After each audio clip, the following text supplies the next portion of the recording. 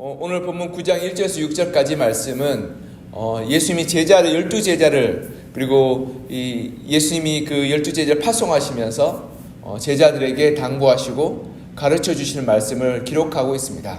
근데 오늘 이 9장의 이 말씀이 8장의 말씀과 연관되어서 볼 때 우리가 9장의 말씀을 보다 깊이 있게 그리고 또한 그 의미를 확실하게 이해할 수 있습니다. 왜냐하면 누가는 이 순서를 예전에는 장절이 없었거든요.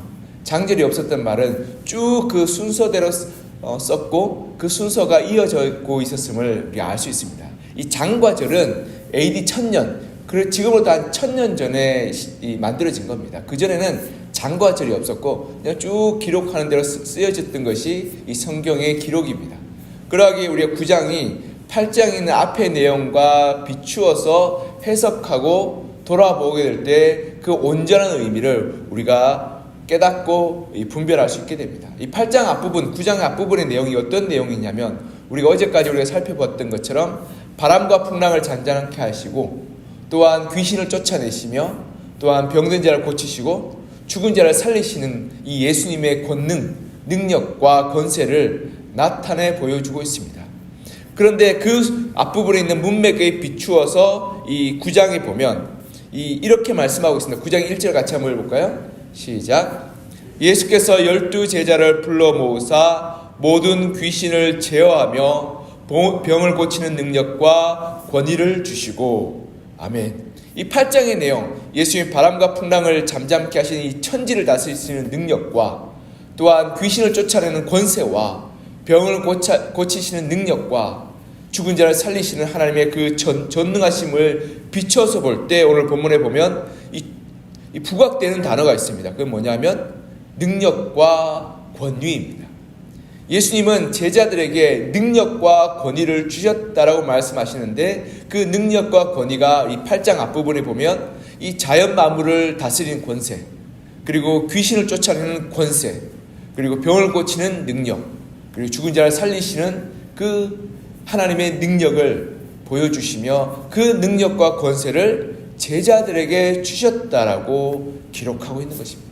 그러니까 우리가 8장 앞부분의 이 기록과 이 9장의 내용을 이어서 보게 될 때 예수님은 제자들의 이러한 능력과 권세를 부여하시면서 주님의 제자됨을 부탁하시면서 주님은 그 사역 가운데 이 권세와 능력을 주셨다라고 말하고 있습니다. 즉 예수님은 그저 단순히 말뿐인 선생이나 그리고 랍비가 아니라 이 세상 우주 만물을 다스릴 수 있는 권세와 권한과 능력이 있으시고 그 권세와 권한과 능력을 우리에게 맡겨주셨다라고 말씀하고 있습니다. 그리고 또한 그러하게 우리가 하나님 나라를 증거하고 선포하고 전도할 때 그 하나님 나라는 단순히 우리의 망상과 이상 속에 있는 것이 아니라 우리 삶 가운데 실제적으로 능력과 권세가 나타나고 그리고 보여지게 됨을 말씀을 통해서 기록하고 있는 것입니다. 물론 하나님의 온전한 통치와 그리고 하나님 나라의 회복은 이 구원의 때 마지막 때 완전하게 이루어지게 되지만 하지만 예수님께서 이 땅에서 공생의 시간을 보내시면서 하나님 나라를 사람들에게 맛보여 주셨습니다.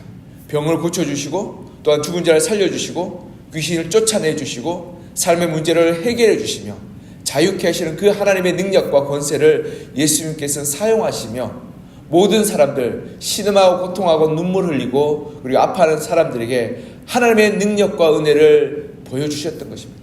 그리고 하나님 나라가 임하게 될 때 이러한 역사가 나타나게 될 것을 말씀하시고 경험하게 해주셨습니다. 사랑하는 성도 여러분, 복음이 전파되는 곳에 이러한 능력과 권세가 나타나게 됩니다. 하나님 나라가 이름이 선포되고 하나님 나라가 임재하는 그곳에 병이 낫게 되고 귀신이 쫓겨나가게 되며 모든 무너졌던 것들이 회복되는 역사들이 일어나게 된다라고 오늘 본문을 통해서 말씀하여 주시고 그리고 그것을 우리에게 사명으로 보여주시고 있는 것입니다. 여기에 우리의 사명이 있습니다.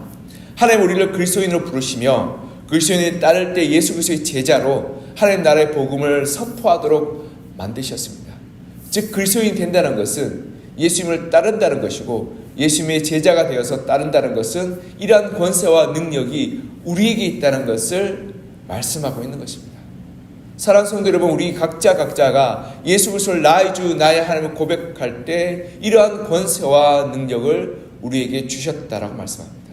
우리가 주님을 따르고 주님의 말씀에 순종하며 주의 증인으로 살아가게 될 때 성령께서 우리 가운데 충만하게 임하게 되고 그 성령의 능력과 권세가 우리 가운데 임하게 될 때 하나님이 우리 가운데 역사하고 고치시고 치유하고 변화시키는 것을 경험케 하신다고 말씀합니다. 그래서 사도행전 1장 8절에 보면 오직 성령이 너희에게 임하시면 너희가 권능을 받을 것이다. 이 권능이 권세와 능력이죠. 그래서 이것을 헬라로 두나미스라 그러는데 이 무시무시한 하나님의 능력을 말하고 있는 것입니다. 이 천지를 움직이시고 사람을 바꾸시며 귀신을 쫓아내시고 병을 고치시는 그 능력이 우리 가운데 임하게 될 것이라고 말씀합니다. 그래서 제자는 단지 교회에 나와서 기도하고 성경 읽는 자가 아니라 오늘 본문을 통해서 복음의 증인되어서 하나님의 능력과 하나님의 권세로 살아가는 자라고 말씀하고 있는 것입니다. 그래서 하나님의 나라를 선포하게 될 때 그때 하나님의 변화와 치유와 회복이 뒤따르게 될 것이라고 말씀하고 있습니다. 2절을 우리가 한번 이어서 한번 읽어볼까요? 2절 시작. 하나님 나라를 전파하며 앓는 자를 고치게 하려고 내보내시며. 아멘. 이 누가복음의 기자 누가는 2절을 통해서 굉장히 간략하게 요약해서 말씀하는데요. 하나님 나라를 선포하실 때 우리가 모든 것들이 회복되게 되고 치유케 될 것이라고 말씀하고 있는 것입니다. 이 말씀은 우리가 주님을 따라 살려고 하면 할수록 우리 주위에 아픈 자, 고통받는 자, 악한 영에 사로잡힌 자가 치유되고 회복되고 나음을 얻게 될 것이라고 말씀하고 있는 것입니다.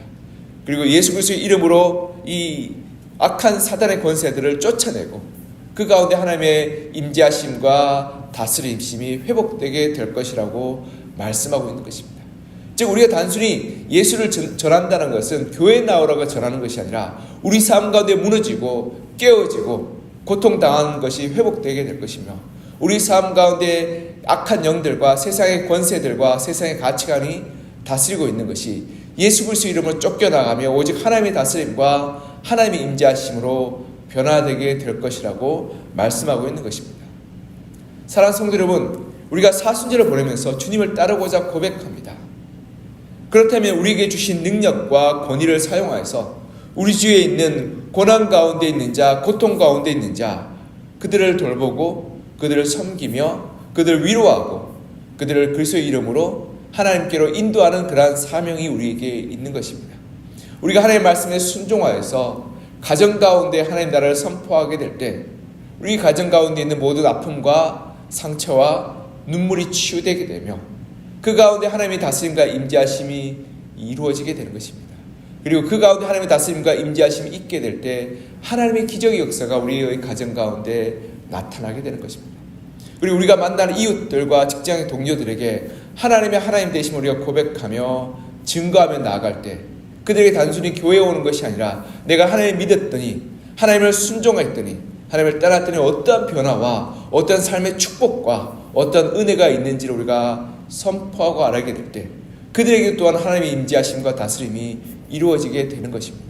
그리고 그들 가운데 있는 삶의 아픔과 어려움과 고난과 염려와 걱정들이 우리가 그리스도의 복음을 가지고 나아가게 될 때 그들 가운데 하나님의 말씀과 하나님의 복음으로 치유와 회복이 일어나게 되는 것입니다. 이것이 우리가 가지고 있는 능력이요 권세인 것입니다. 내 가정에서 마음이 힘들고 어려운 이들을 돌보고 사업장에서 고난 가운데 있는 이들을 위로하며 그들을 치유하고 하나님의 이름으로 축복하고 기도하며 예수 그리스도의 이름으로 악한 귀신을 쫓아낼 때 그럴 때 하나님의 역사가 나타나게 된다라고 말씀하고 있습니다. 즉 우리가 하나님을 따르는 그 제자의 삶은 우리가 단순히 교회에 나와서 기도하는 것이 아니라 우리 각자의 삶, 가정의 삶, 그리고 직장의 삶, 세상의 삶 가운데 하나님 나라를 나누고 증거하고 전파하는 것입니다. 그것은 어떤 삶이냐면 아픈 자를 치유하고 상처받은 자를 위로하며 그리고 악한 영에 사로잡힌 자를 치유하고 그리고 예수 그리스도의 이름으로 쫓아내며 악한 영을 물리치는 것이 바로 우리에게 주신 사명이요 하나님의 제자됨의 모습인 것입니다. 사랑하는 성도 여러분, 우리가 하나님을 쫓아가는 그리스도인입니다. 그러한 사람을 성경은 제자라고 말합니다. 그러하게 우리 가정 가운데서, 우리 일터 가운데서 우리가 제자 되어서 우리 주위에 있는 도움이 필요한 이들, 복음이 필요한 이들, 하나님의 사랑과 은혜가 필요한 이들을 돌보고 섬기고 사랑하여서 주님의 말씀을 따라서 행하는 여러분과 저가 되기를 이제 간절히 소망하며 축복합니다. 그리하여서 우리 삶 가운데 나의 사랑과 도움이 필요한 이들에게 다가가서 그들을 위로하고 그들을 축복하고 그들을 위해서 기도하며 하나님의 이름을 선포하며 나아가는 여러분과 저가 되기를 이 시간 간절히 소망하며 축복합니다. 오늘 본문 그 다음 구절을 보면 예수님께서 예수님의 말씀을 따라서 제자가 되어서 하나님 나라의 복음을 전파하는 이들에게 세 가지 당부를 하십니다. 이 세 가지 당부가 우리에게도 동일하게 중요한 당부로 다가오게 되는데요. 이 세 가지 당부를 통해서 하나님께서 우리가 그리스도의 제자됨에 대해서 갖추어야 될 자질과 마음의 태도를 우리가 한번 돌아보았으면 좋겠습니다. 첫째로는 하나님 나라를 세우는 사람은 이 땅의 것에 얽매여 있지 않는 사람들입니다. 우리 본문 이 3절을 같이 한번 읽을까요? 3절 시작. 이르시되 여행을 위하여 아무것도 가지지 말라. 지팡이나 배낭이나 양식이나 돈이나 두벌옷을 가지지 말며. 아멘. 예수님은 이 복음을 전하러 가는 제자들을 향해서 이렇게 말합니다. 너희가 여행을 위해서 이 근심하여서 음식을 많이 준비하고 옷을 준비하고 신발을 준비하고 그리고 또한 여러 배낭들을 준비해서 그걸 싸질머지고 가지 말라는 말입니다. 이 말은 무슨 말이냐면 이 물질적인 것에 마음 빼앗기지 말고 그것으로 인하여서 염려하거나 불안하거나 근심하지 말라라고 말씀하고 있는 것입니다. 하나님께서 먹이시고 입히시고 돌보시겠다는 약속인 것입니다. 우리가 하나님의 제자로서 우리 가정에서 우리 일터에서 세상 가운데 열심으로 살아갈 때 우리가 나머지 그 세상적인 먹고 입고 쓰는 문제에 대해서 근심하거나 염려하지 말고 하나님께 맡기라라고 말씀하고 있습니다. 우리가 하나님의 뜻을 따라 행하려 할 때 그리고 말씀에 순종하려 할 때 우리 원수 사탄은 우리에게 찾아와서 우리의 마음을 흔들어 놓습니다. 너 그렇게 해서 먹고 살 수 있겠냐? 너 그렇게 해서 이 돈 벌 수 있겠냐? 너 그렇게 해서 성공할 수 있겠냐라고 우리를 근심하게 하고 염려하게 하고 두렵게 합니다. 예를 들어서 우리가 주일 오전에 예배 참석하려 하면 다른 사람 그 시간에 다 문 열고 일하러 가는데 너 먹고 살 수 있겠냐라고 우리의 마음을 흔들어 놓고 불안하게 만듭니다.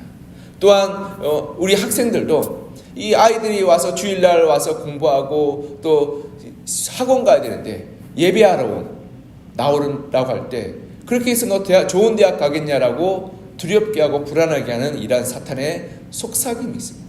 그래서 어떤 학부모들은 교회는 나중에 가도 되니까 학원부터 가라 이렇게 이야기하는 그런 부모들을 제가 보았습니다. 근데 여러분 우리의 삶의 주인이 누구십니까? 하나님 아니겠습니까? 하나님이 우리의 삶의 모든 것들을 책임져 주신다라고 약속하셨습니다. 우리가 하나님 앞에서 열심히 사는 것은 마땅합니다. 우리가 돈을 버는 일, 직장에서 성실하게 사는 일은 무엇보다 중요한 일입니다. 그래서 열심히 일을 해야 되고 땀도 흘려고 수고하는 것은 창세기에도 나와서 창세기에도 아담에게 말씀하신 명령 아니겠습니까? 너가 수고해야지만이 땀을 흘려야지만이 너가 소출을 거둘 될 것이라고 말씀하신 그 하나님의 명령과 부탁이 창세기에도 나옵니다. 그러나 우리가 염려하는 것은 하나님이 원하지 않습니다. 열심히 수고하는 것은 하나님이 원하지만 우리가 하나님을 섬기면서 살아갈 때 우리가 염려하고 불안하고 두려운 것은 하나님이 원하지 않는 것입니다. 그러하게 우리가 우리의 불안과 우리의 염려와 우리 걱정을 하나님께 맡겨드리고 우리가 가정과 우리 일터에서 수고로 열심으로 일을 하고 또한 그리스도의 증인 되어서 어려운 자 힘든 자를 돕고 섬기며 하나님의 말씀에 순종할 때 하나님께서 그 나머지는 책임져 주실 것이라고 말씀하고 있는 것입니다. 하나님이 이렇게 말합니다. 먼저 그의 나라와 그의 의를 구하라. 그리하면 이 모든 것을 너희에게 더하여 주시리라. 우리가 하나님 나라와 하나님의 의를 구하며 우리가 하나님의 뜻을 따라 행할 때 먹고 입는 문제를 하나님께서 이미 책임져 주실 것이라고 하나님께서 담당하실 것이라고 말씀하고 있는 것입니다. 우리가 복음으로 살며 하나님의 말씀에 순종할 때 염려와 걱정을 주님 앞에 맡겨드리고 달려야 한다라고 말합니다. 그렇게 우리가 믿음으로 우리의 염려, 우리의 걱정을 주님 앞에 맡겨드리고 하나님의 증인으로 다른 이들을 돌보고 섬기고 사랑하며 사는 여러분과 저가 될 간절히 소망합니다. 두 번째로, 하나님은 하나님의 사역에 집중해야 되지 인간관계와 사람들의 관계에서 너무 많은 시간을 빼앗기지 말라고 말씀하고 있습니다. 우리 4절 같이 한번 읽어볼까요? 4절 시작. 어느 집에 들어가든지 거기서 머물다가 거기서 떠나라. 아멘. 이 4절 9절을 이해하기 위해서는 우리가 그 시대의 문화와 풍습을 좀 알아야 되는데요, 그 시대에 손님을 환대하는 것이 이 주인의 영광이었습니다. 그런데 예수님의 제자들이 그 마을에 찾아가서 복음을 전하는데 이 병이 고쳐지고 귀신이 쫓겨나가니까 사람들이 깜짝 놀라지 않겠습니까? 그러니까 서로 자기 집에 모시고 싶은 그러한 일들이 벌어지게 되었던 겁니다. 그러니까 오늘은 이 집, 내일은 저 집, 그래서 옮겨 다니다 보니까 복음 전하기는 뒷전이 되고 먹고 잔치하는 데 집중하게 되어서 복음을 못 전하게 되는 우려가 있었던 것입니다. 그래서 예수님은 어느 마을에 들어가든지 한 집에 들어가면 그 집에 계속 머물라고, 그래서 다른 집에서 대접하겠다, 섬기겠다 그런 것들을 거절하고 그 집에서 머물면서 복음 전가하는 일에 힘을 썼으면 좋겠다라고 말씀하고 있는 것입니다. 이 말의 의미는 뭐냐면, 우리의 모임이, 우리의 만남이 복음이 우선돼야 되지, 우리가 정말 사람으로부터 오는 기쁨과 그리고 사람으로부터 오는 그런 친밀감에 우리가 매이게 될 때 우리는 하나님의 사명을 잃어버리게 된다는 사실입니다. 여러분, 우리 교회 모임들이 있습니다. 교회 모임들, 여러 가지 모임들이 있지 않겠습니까? 그 모임들이 우리가 정말 사람들을 만나고 교제하고 그리고 나누는 것도 필요하지만 거기에 집중하게 될 때 우리는 하나님의 능력을 잃어버리게 되고 복음을 잃어버리게 되는 그러한 잘못된 길로 나아가게 되는 것입니다. 예를 들어 우리끼리 맛있는 거 먹으러 나가는 모임, 여행하러 가는 모임, 그리고 또한 동아리 활동하는 모임으로 전락하게 될 때 교회의 그러한 그 영적인 능력과 그리고 권능을 잃어버리게 되고 교회의 모임은 세상의 동아리로 전락하게 되는 것입니다. 여러분, 우리가 이것을 잊지 않았으면 좋겠습니다. 복음을 향해서 사명을 잊지 않았으면 좋겠습니다. 제가 이것을 어떻게 느꼈냐면, 예전에 한 10여 년 전에 한 교회에서 제가 사역하고 있을 때 그 교회에서 축구단, 야구단이 있었습니다.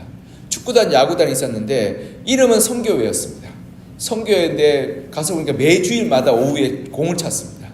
그래서 원래는 그 선교회가 어떤 목적으로 해야 됩니까? 축구단을 운영하면서 다른 이들에게 복음을 전하고 하나님의 능력을 전해야 되지 않겠습니까? 그런데 축구에 목숨을 걸었습니다. 그래서 제가 가서 공을 차는데 공을 차다가 공을 헛발질하니까 삿대질하면서 어떻게 그렇게 하면 되냐고 쌍욕을 하더라고요. 그래서 제가 여기 선교회인지 세상에 축구 동아리인지 제가 헷갈렸습니다. 그래서 그다음부터 제가 나가지 않았습니다. 아니, 이런 사적인 모임, 축구에 진짜 목숨을 거는 모임 아니냐? 복음에 목숨을 걸어야지 왜 교회에 다니는 사람이 축구에 목숨을 거나라는 그런 마음이 문득 들게 됐습니다. 여러분, 그런 모임에 누가 남겠습니까? 축구만 좋아하는 사람 남지 않겠습니까? 복음은 어디 가고 축구에 목숨 걸고 쌍욕하는 교회 다니는 사람만 남아서 제가 참 마음이 아팠습니다. 우리가 정말 모일 때, 교회에서 모일 때 무엇을 위해서 모여야 됩니까? 하나님의 복음을 위해서 모이라고 우리 주님께서는 가르쳐주고 있는 것입니다. 우리가 그것을 잊지 않았으면 좋겠습니다. 하나님의 사랑과 기도와 말씀으로 우리가 중심이 되어서, 그리고 복음 전하기를, 그리고 하나님의 은혜와 능력을 나누고 하나님의 사랑을 나누는 것에 우리가 초점 맞춰야 되지, 우리 개인적인 기쁨과 즐거움과 만족을 위해서 모여서는 안 된다고 말씀하고 있습니다.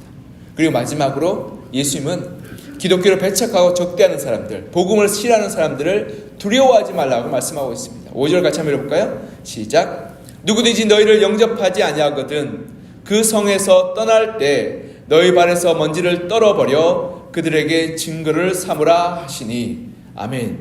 여러분, 어디 가든지 예수 그리스도를 싫어하는 사람이 있습니다. 여러분, 우리가 아무리 잘 대해주고 아무리 호의적으로 이야기하며 아무리 사랑으로 다가간다 할지라도 싫어하고 미워하고 적대한 사람은 반드시 있습니다. 그럴 때 우리는 그것을 두려워하거나 그리고 염려하지 말고 어떻게 하라고요? 발에서 먼지를 떨어버리라. 여러분, 복음 받지 않으면 누가 손해입니까? 그 사람이 손해입니다. 여러분, 복음에 어마어마한 능력이 있습니다. 어마어마한 그러한 감격과 기쁨이 있습니다. 그리고 우리의 생명을 살리는 하나님의 그러한 힘이 그 안에 담겨 있는 것입니다. 그런데 그것을 받아들이지 않는 것은 그들의 손해 아니겠습니까? 그러하게 여러분이 하나님 앞에 나아갈 때, 그리고 복음으로 증거하며 복음의 증거자로 예수 그리스도를 전할 때 두려워하거나 염려하지 마시고 불안하지 마시고, 그리고 마치 이렇게 물건 팔듯이 그렇게 팔지 않았으면 좋겠습니다. 담대함으로 자신감으로 팔았으면 좋겠습니다. 이거 가지지 않으면 누구 손해입니까? 그 사람 손해 아니겠습니까? 그 사람이 복음을 받지 못한다면 오히려 불쌍한 것 아니겠습니까? 그러하게 우리가 그들에게 사랑과 섬김과 돌봄으로 나아가되 그들이 그것을 거절하고 싫어하며 또한 복음에 대해서 배척하고 또한 복음을 적대하게 될 때 우리가 그 사실에 대해서 속상하거나 그리고 그 사실을 말미암아서 낙담하지 마시고 오히려 하나님의 내게 복음 주심으로 말미암아 기뻐하고 감사하며 담대하게 돌아서는 그러한 믿음으로 살라라고 말씀하고 있는 것입니다. 우리가 살아가다 보면 기독교를 싫어하고 적대하는 이들을 만나게 됩니다. 그리고 까닭 없이 교회 다니는 사람들을 싫어하는 사람들을 만나게 됩니다. 그럴 때 우리가 어떻게 하라고요? 염려하지 말고 두려워하지 말고 하나님의 은혜 가운데서 우리가 담대하게 나아가라고 말씀하고 있습니다. 그렇게 복음으로 살아가게 될 때 하나님께서 우리가 이 복음의 능력으로 온전하게 하나님의 뜻을 행하여 나갈 것이라고 말씀하고 있는 것입니다. 오늘 보면 세 가지를 말씀하셨죠? 첫 번째는 이 먹을 것 입을 것에 대해서 하나님께 맡겨드리라. 두 번째는 사람 관계에 너무 매이지 말라. 그리고 세 번째는 핍박과 적대감이 있다 할지라도 두려워하거나 속상하지 말고 하나님께서 내게 주신 그 복음의 은혜와 능력으로 다시금 담대함과 기쁨을 회복하라라고 말씀하고 있는 것입니다. 그렇게 우리가 이 예수님의 권면을 따라 행하게 될 때 우리는 복음의 능력으로 날마다 살아가게 될 것이며 내가 있는 곳 가정과 일터 가운데 하나님의 복음의 능력, 귀신을 쫓아내고 병을 고치고 눌린 자를 자유케 하는 능력이 우리의 삶 가운데 나타나고 이루어지게 될 것입니다. 이렇게 오늘 하루도 주님을 따라가며 복음의 능력으로 살아가는 우리 여러분과 저가 되기를 이 시간 간절히 소망하며 축복합니다. 기도하겠습니다. 사랑과 은혜가 풍성하신 하나님 아버지, 오늘 누가복음의 말씀처럼 우리가 하나님 앞에서 제자로 살아가게 될 때 주님께서는 우리에게 병을 고치며 또 귀신을 쫓아내는 그러한 능력과 권세를 주셨음을 우리가 돌아보게 됩니다. 우리 주님은 바람과 풍랑을 잠잠케 하시며 군대 귀신을 쫓아내시며 병든 자를 치유하시며 죽은 자를 살리시는 전능하신 하나님이심을 우리가 봅니다. 그 하나님의 권능과 능력을 우리에게 위임하시며 그리스도의 증인될 때 이러한 역사가 나타나게 될 것이라고 말씀하시며 우리에게 그리스도의 증인됨 삶을 살라고 부탁하셨음을 우리가 봅니다. 하나님, 우리 가정에서 우리 일터에서 세상 가운데서 우리가 그리스도의 증인으로 살게 하여 주시고 우리 삶 가운데 하나님 나라를 만들어가는 그러한 주의 사명자로 살게 하여 주시옵소서.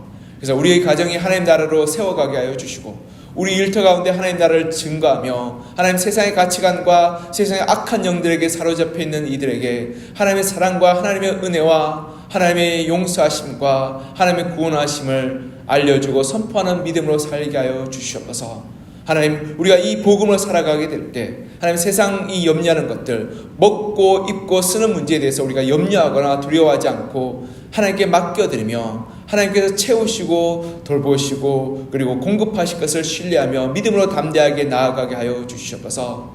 또한 하나님, 우리가 사람들과의 관계에 매여서 그곳에 너무 집중하지 않게 하여 주시고 오직 복음에 우리가 우리의 마음과 우리의 중심을 두어서 날마다 복음으로 살게 하여 주시고 복음의 능력을 우리가 이루며 살아가서 우리가 사람들과의 만남 가운데 하나님의 사랑과 하나님의 은혜와 하나님의 복음을 나눌 것을 우리가 더 초점 맞추게 하여 주시고 우리가 먹는 것, 입는 것, 그리고 사람들과의 관계에 너무 많은 시간을 할애하지 않게 도와주옵소서. 또한 더 나아가 하나님, 우리를 적대하고 하나님의 예수 그리스도의 복음을 싫어하는 이들을 우리가 바라보며 속상하거나 두려워하지 않게 하여 주시고 우리가 담대함으로 하나님의 복음의 능력을 우리가 붙들며 그 복음의 능력 가운데 우리가 흔들리지 않는 믿음으로 살게 도와주옵소서. 그래서 하나님, 복음을 받아들이지 않는 이들을 향해서 불쌍한 마음과 안타까운 마음으로 우리가 기도하게 하여 주시고 또한 복음을 받아들일 다른 영혼들을 바라보며 우리가 담대하게 하나님 그 복음 증거자로 살게 도와주옵소서. 하나님, 우리가 사순절을 보내면서 예수 그리스도를 쫓아가고 십자가를 지고 주님을 따라가는 그리스도의 제자로 살기를 소망합니다. 우리가 제자로 부르신 이 사명을 기억하며 우리 가정과 우리 일터와 우리 이웃들에게 하나님의 사랑과 하나님의 복음과 하나님의 은혜를 나누는 하루가 되게 하여 주시고, 그리고 우리 주위에 질병 가운데 있는 자, 상처 가운데 아파하는 자, 그리고 악한 영들에게 매여 있는 자들에게 하나님의 사랑과 복음을 증거하며 선포하여서 그들을 자유케 하고 그들을 고치며 그들에게 하나님의 은혜와 사랑을 나누어 풍성케 하는 오늘 하루의 복된 삶 살게 하여 주시옵소서. 또한 하나님, 이 새벽에 간절한 마음으로 기도하고자 나온 우리 성도님들, 아픔과 슬픔과 눈물과 고난 가운데서 하나님을 바라보고 있는 성도님들 주님께서 기억하여 주시고 그들의 간절한 기도의 제목 가운데 응답하여 주시며 하나님, 이 시간 가운데 기도 부르실 때 위로받고 힘을 얻고 그리고 하나님의 은혜를 누리고 돌아가는 귀하고 복된 시간 되게 하여 주시옵소서. 하나님, 바라옵기는 성령으로 충만케 하여 주셔서 성령의 능력으로 하루를 살아가게 하여 주시고 성령의 능력을 말미암아 오늘도 하나님의 증인되어서 승리하는 하루가 되게 하여 주시옵소서. 주의 은혜를 간절히 사모하며 살아계신 예수 그리스도 이름으로 기도합니다. 아멘.